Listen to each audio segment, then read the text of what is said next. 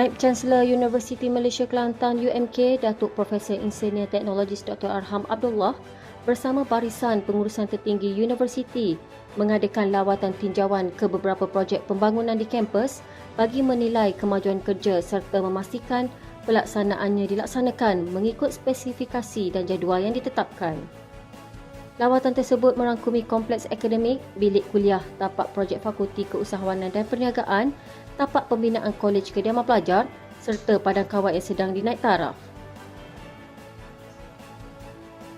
Universiti Malaysia Kelantan UMK merakamkan setinggi-tinggi penghargaan di atas keprihatinan yang amat berhormat Perdana Menteri mengumumkan peruntukan sejumlah RM15 juta bagi pelaksanaan dapur siswa madani di semua institusi pengajian tinggi IPT. Sebagai komitmen terhadap agenda kebajikan ini, dapur siswa madani peringkat UMK telah dilancarkan pada 6 Januari 2026 bertempat di Pusat Islam UMK. UMK turut merancang untuk membuka 5 buah dapur siswa madani di setiap kolej kediaman sepanjang tahun 2026 bagi memastikan manfaat dapat dinikmati secara menyeluruh oleh mahasiswa yang memerlukan dengan keutamaan kepada golongan asnaf dan B40.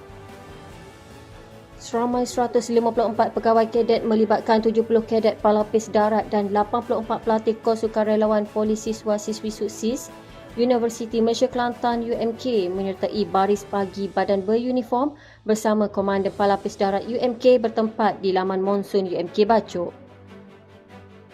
Datuk Profesor Insinyur Teknologis Dr. Arham Abdullah selaku Komandan Pelapis Darat UMK telah menyempurnakan acara tersebut.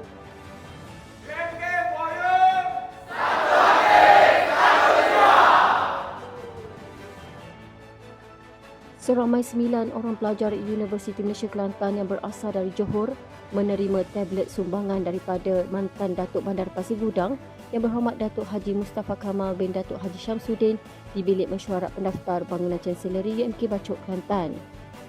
Majlis penyerahan sumbangan ini telah disampaikan oleh Timbalan Naib Chancellor Hak Ehwal Pelajar dan Alumni Profesor Dr. Muhammad Ismail mewakili Naib Chancellor UMK Datuk Profesor Insinyur Teknologis Dr. Arham Abdullah. Sumbangan tablet itu merupakan komitmen Majlis Bandar Pasir Gudang dalam menyantuni dan menyokong pelajar untuk menjalani sesi pembelajaran dengan efektif selari perkembangan pesat era digital pada masa kini. Pusat Islam Universiti Malaysia Kelantan menyasarkan sebanyak 60,000 untuk sumbangan tabur Iya Ramadan 1447 Hijrah bagi melaksanakan pelbagai majlis ilmu pada tahun ini. Antaranya ialah majlis berbuka puasa secara percuma, solat tarawih, bersahur, qiyamulai, tadarus Al-Quran, kuliah zuhur, majlis khatam Al-Quran dan lain-lain lagi.